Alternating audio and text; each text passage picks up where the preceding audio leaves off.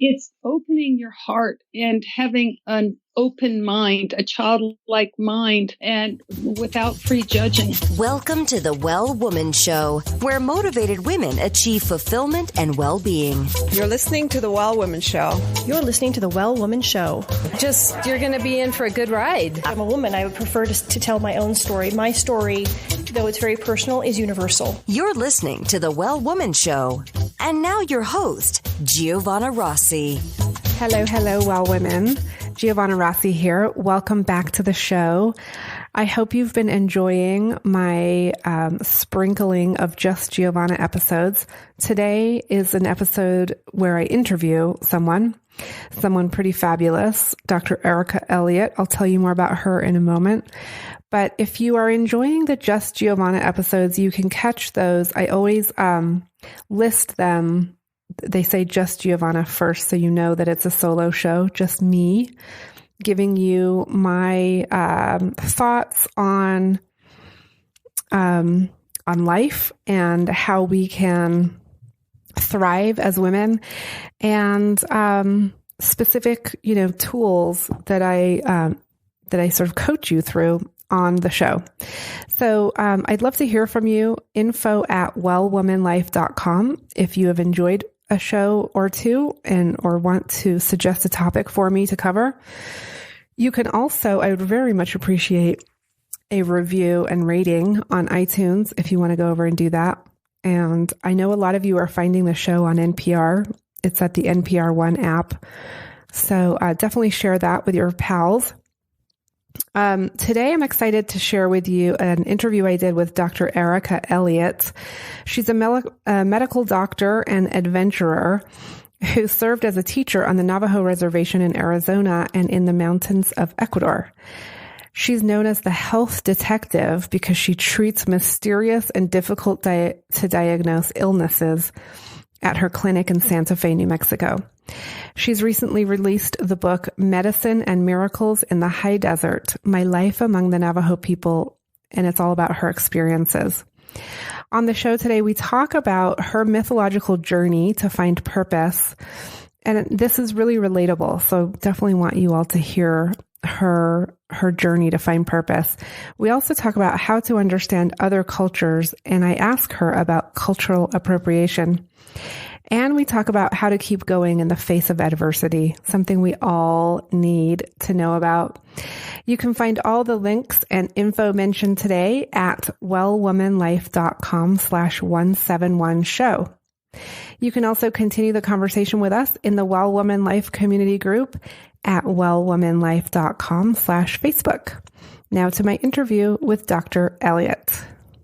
I'm speaking with Dr. Erica Elliott today. Welcome to the program. Thank you, Giovanna. It's so good to talk to you. I wanted to start just by letting listeners hear what you have to say about what are you working on right now and how does it impact women's lives and well-being? Well, I have two major projects. One is my regular medical practice. I have a very large practice, 1,200 people. It's a private practice, and I specialize in figuring out mysterious, complex medical problems that have been misdiagnosed or undiagnosed in patients. They come from all over the country to see me to help them with their problems, and I really enjoy my work. It's sort of the purpose of my life is to be of service and to help people heal in a meaningful way, not like when I was a mainstream doctor, I was just giving out pills. This is a sort of an eclectic practice I have. And at the same time, I'm writing a series of memoirs, one of which has just been published, Medicine and Miracles in the High Desert, My Life Among the Navajo People. And this series of memoirs is really about how I found the purpose in my life. It's quite an adventure. It's almost like a mythological journey to finding purpose and meaning. It took me on lots of twists and turns and many life-changing experiences that made me who I am today. Okay, interesting. I'd love to dig into a little bit of what you've just said. And so, first of all, how do you describe a mythological mythological adventure. And have you actually found your life purpose, or are you still on the journey? No, I'm living my life purpose. And that's why I have no intention to retire. I'm 71 years old. People ask me, don't you want to retire? And that's like asking an artist who loves their work, aren't you going to retire? Well, why retire from something you love and is very meaningful, gives purpose to my life? And it's mythological because it's almost like a Joseph Campbell story, finding my purpose. Like, I'll give you just one example. In the book I just wrote, I talk about having a close encounter with a mountain lion. I was camping in Utah and had my sleeping bag out on a red rock area with no tent. And in the middle of the night, I heard a noise and I opened my eyes and it was a mountain lion sniffing me about 2 inches from my face. And of course, I was paralyzed with fear. And that's probably what saved my life because I didn't move. And cats like things that move and they like to go after them. And later, when I told the story to a Navajo grandmother who lived deep into Canyon de Chelly, she said prophetically, she said, this is your spirit guide. The mountain lion came to you to share its strength and focus and courage, which you'll need very much in what will face you in your life. You'll have some life-threatening challenges, and that if they don't kill you, these challenges, it will help you bring deep medicine to the people. And I wrote that in my diary. That was 1971, and then forgot about it. And years later, when I started to think about writing memoir, I found my writings in my diary, and I realized that her prophecy completely came true. And my life was like one metaphor after another. It was very transformative, life-changing, and far out of the normal reality that people experience in their lives. So I want to pick up on that because I think that the possibility for these kinds of experiences and miracles and whatever we want to call them, I think that the opportunity or the possibility for them to happen to everyone is there. However, as you just pointed out, that's not people's usual experience of life. And so I want to ask you, what do you think about that? I'm particularly interested in your thoughts about how you opened yourself up to those experiences, because I think those experiences do happen all the time to everybody, but we're not always tuning into them. So what happened to me is I faced a very uncomfortable, difficult situation, and I was ready to quit, and I didn't know what to do. I went to the reservation as a brand new teacher and got no orientation at all from the boarding school people in Chinle, Arizona. And I had no idea about Navajo culture, the people, their land. And my first day was a disaster. Nobody looked at me in the classroom. The fourth grade students looked at the ground. They didn't talk to me. There was no interaction. And around town, nobody smiled at me or talked to me. I just felt like, oh my God, this is such desolation. I made a terrible choice. I told my father I was coming home and I was going to look for a job someplace else. And he said, no, you shouldn't come home after a week. You don't really know the place. Why don't you give it 3 weeks and then you decide? You can't make a decision after a week. And so I told my teacher aide, Donna Scott, who's the sister of the late R.C. Gorman, a very famous Native painter, who knew both worlds, the white world and the Native world, very well. And I told her my despair. And she said a simple sentence: would you like to learn about my people? And I said, yes, I want to learn about your people.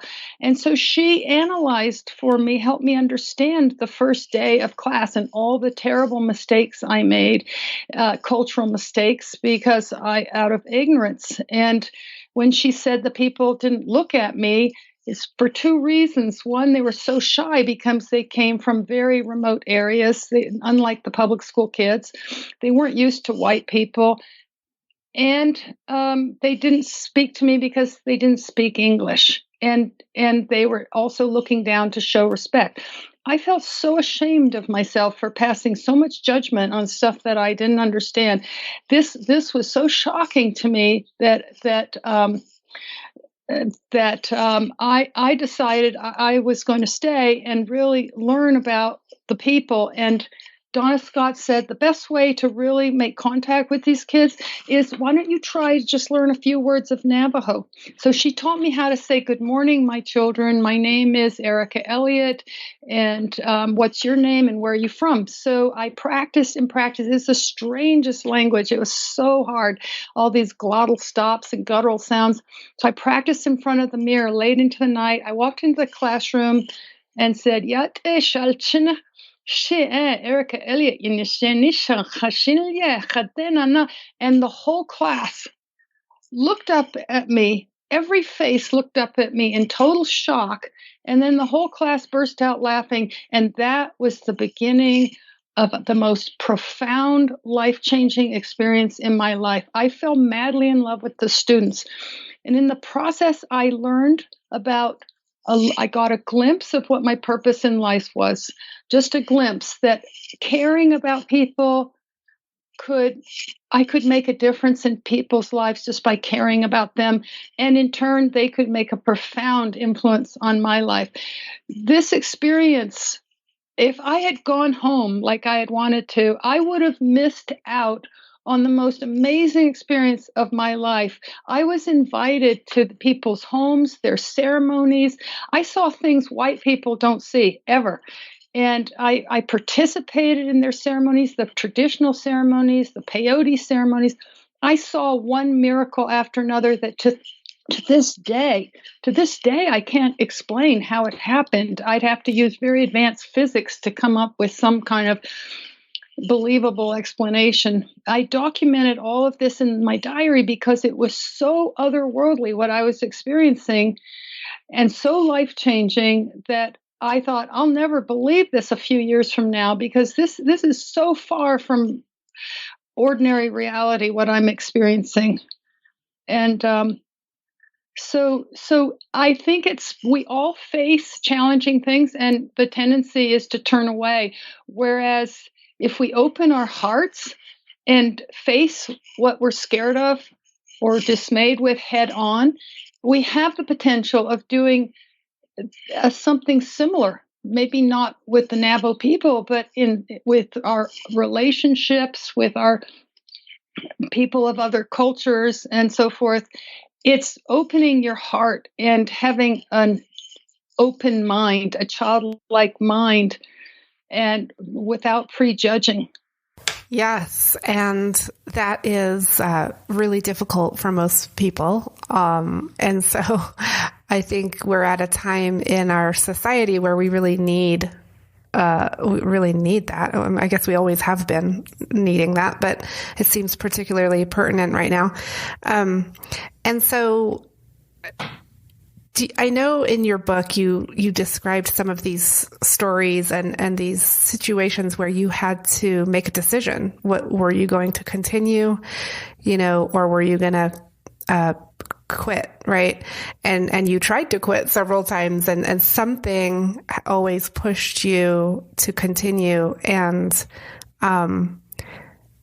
that is very interesting to me. And I think to the listeners, in terms of, how does someone keep going in the face of such adversity and just all of the challenges and obstacles. And just from the short story you just told, we can glean some of that. Like, there was someone who helped you and you allowed her to come into your life and help you and ask you that question, and you responded. So it's being open. Do you have any other lessons from that experience that you want to share? Well, let's see. There was one lesson after another. Sorry, what about the time you were helping a Navajo woman give birth and the shoulders were stuck, and you had to get a doctor on the phone to talk you through? Oh God. Oh my God. Okay. I came back as a medical doctor, and I chose Cuba, New Mexico, because half the population there, half my patients were Navajos. And so it's a way to give back to the Navajo people because of the profound gifts they had given me, of the gifts being giving of themselves and sharing their lives with me. And so it was pretty remote in those days, and there was no surgical suite or anything. We're pretty much on our own, flying by the seat of our pants in a very underserved, understaffed, under-resourced clinic, and very primitive conditions. And I was way over my head. I was not trained in emergency room medicine. I was trained as a family practitioner. I was doing things that were so terrifying for me, and sometimes it's shocking to say this, but I would set a compound fracture, which of course I wasn't trained to do that. Specialists do that, with a book right beside me, showing me what to do. And that sounds pretty shocking, but we had no choice. I was put in a situation where there was no help. And if we called UNM and they flew a helicopter in to bring help, it took an hour. And so when I was doing a delivery, all of a sudden, the baby got stuck in their shoulders, and I didn't know what to do. Normally they would go get a C-section. And so we reached one of the doctors at Gallup, New Mexico, an obstetrician, and he had agreed that when I was in a difficult situation, I could call him. Fortunately, we reached him. He spoke to me over the PA system, and he walked me through this most terrifying experience for me. He actually told me how to reach in my hands and break the collarbones with my thumb on each side so I could fold the shoulders in and deliver the baby. Can you imagine? I mean, I almost passed out from hearing the click of the break. And the baby actually did very fine, and the collarbones healed very well. They just had lumps on each side. So that was absolutely terrifying, but I had no choice. In the end, the father was a roadman. He ran peyote ceremonies, and he wanted to give me a thank you gift when it was time for me to leave Cuba. And my time of service had been up for 2 years. And so he had a peyote ceremony to say thanks for my treatment of his people and for treating them with respect and care. And that in itself was a profound experience, which the readers will have to read to find out. It's how the book ends. It was a gift what they gave me that changed my life forever. And I'm still benefiting from the gift to this day. Okay. And Erica, I just want to ask you about the way that you share the information, because I know there's a lot of discussion about cultural appropriation and sharing, oversharing or Western or white people sharing things from other cultures. And so for people listening, I would like to address that, just to give you the opportunity to address that. And how do you see that? I didn't reveal anything that I wasn't allowed to reveal, like about the ceremonies. And the peyote ceremonies, that is already written about publicly, and that's not native Navajo healing. That is borrowed from the Plains Indians. And so the native ceremonies, the only one I talked about was the the puberty ceremony, and I did not talk about many details. I just talked about, what goes on there. I didn't talk about anything deeper. And the medicine man asked me not to take pictures, so of course I didn't. And but most of the ceremonies I didn't speak a word about. I didn't say a word in the book or to anybody about, because I wasn't permitted to.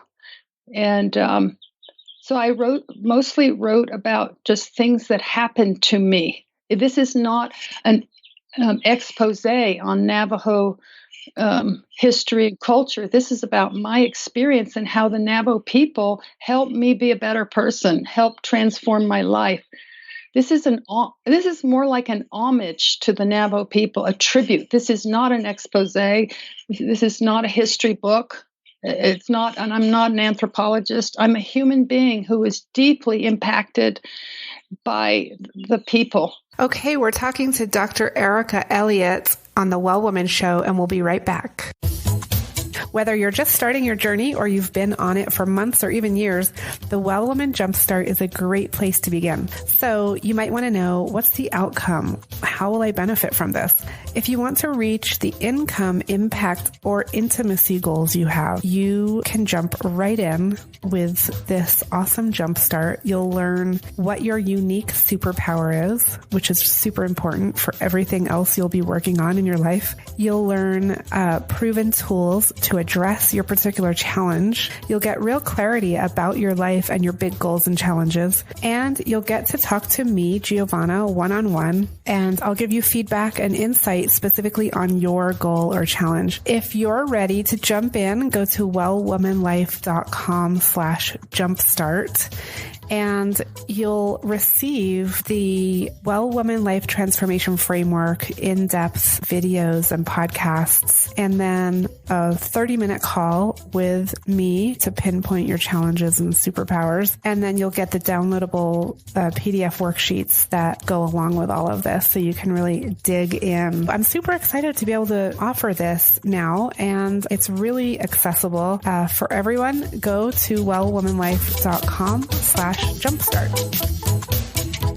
I'm so thankful for support from Natural Awakenings Magazine in New Mexico, a monthly green, healthy lifestyle publication, and for support from High Desert Yoga, promoting optimum physical health, clarity of mind, and spiritual inspiration for all.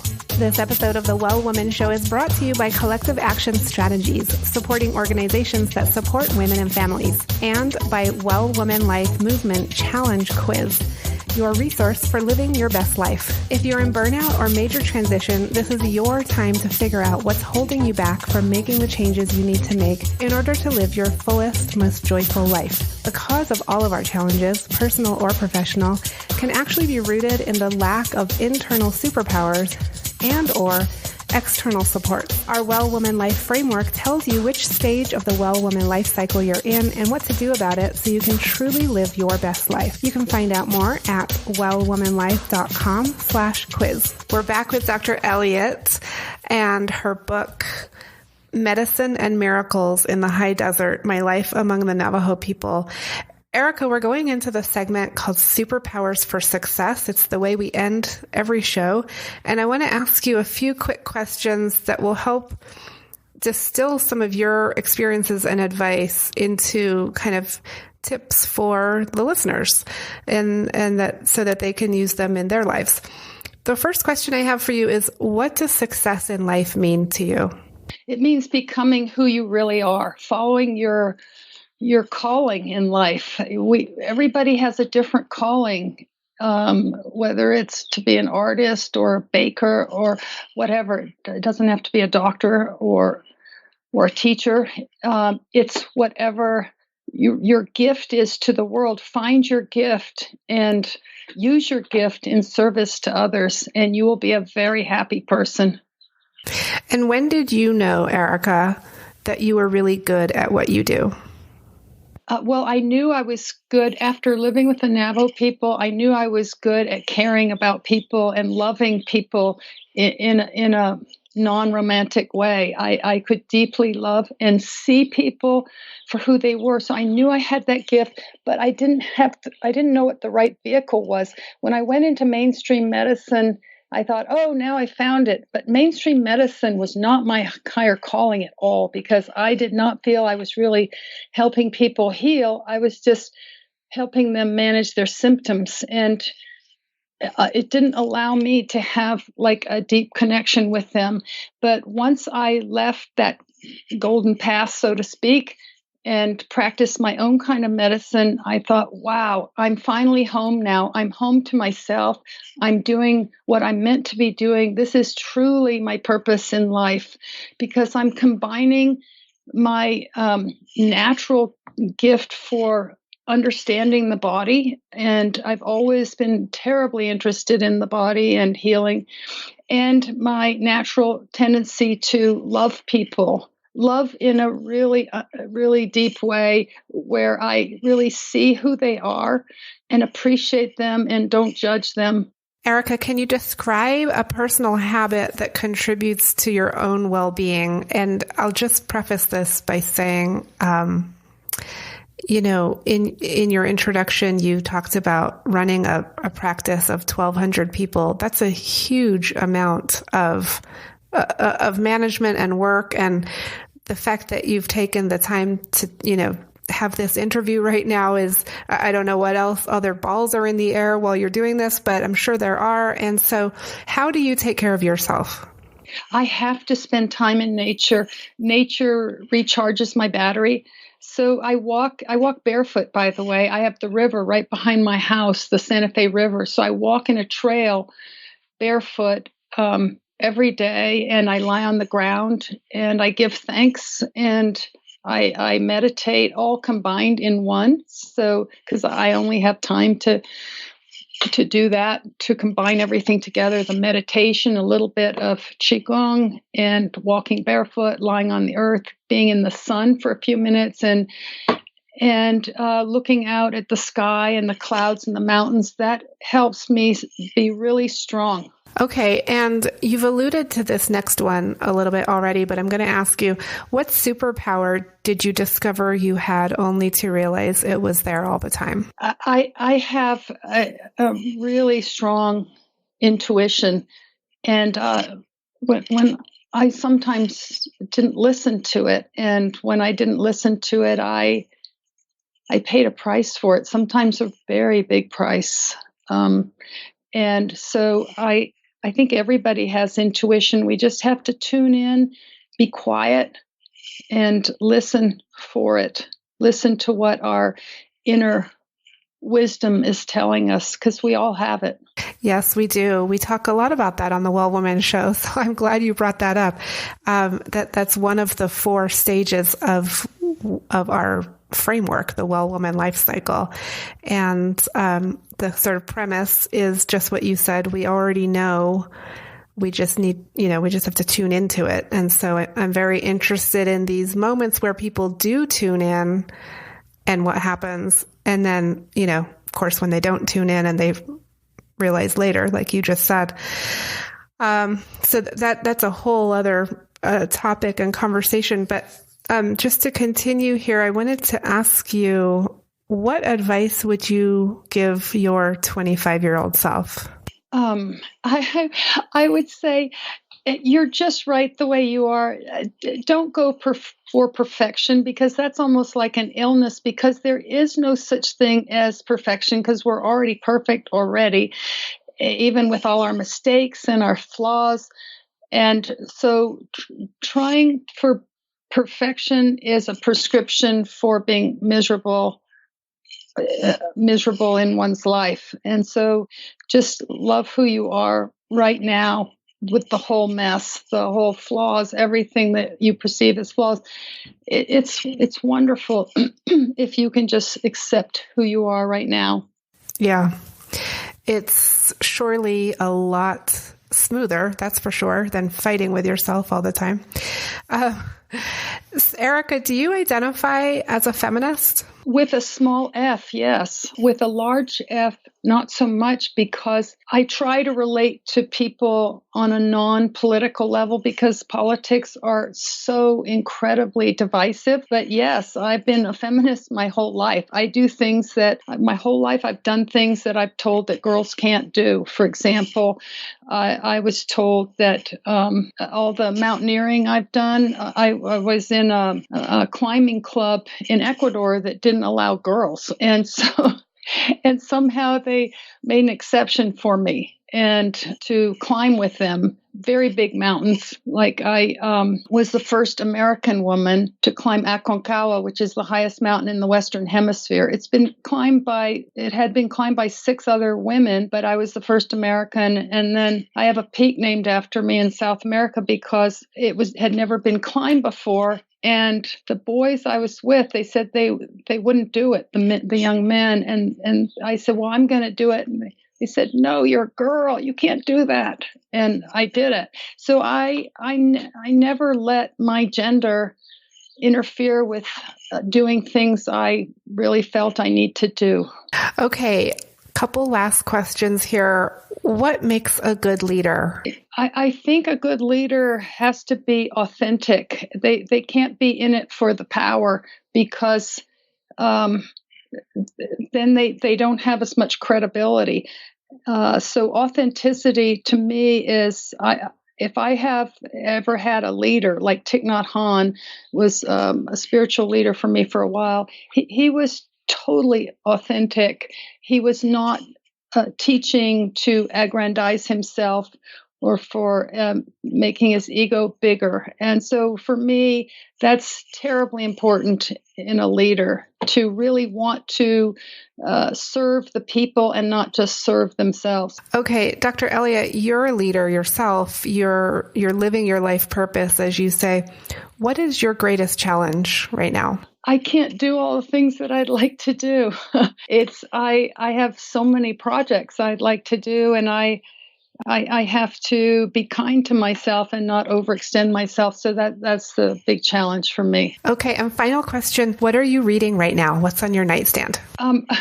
Right now, I'm reading just medical journals at the moment. There's nothing on my nightstand right now. Okay. Dr. Erica Elliott, it's been a real pleasure speaking with you today. Thank you very much, Giovanna. I appreciate it.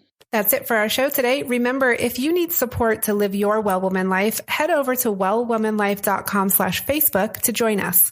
Our monthly live event, Well Woman Drinks, brings women together to share our successes and challenges as women, leaders, moms, aunts, sisters, and all the other roles we carry. If you'd like to attend a Well Woman Drinks near you, or if there isn't one in your city yet and you'd like to start one, email info@wellwomanlife.com. If you enjoyed the show, please take a moment and subscribe in iTunes and leave a review. This helps raise visibility, which is super helpful when it comes to producing the show every week. For feedback, comments, or just to let me know you were listening today, find me on Facebook, Twitter, and Instagram @WellWomanLife. I'm Giovanna Rossi for The Well Woman Show. Until next time, have a super powerful week.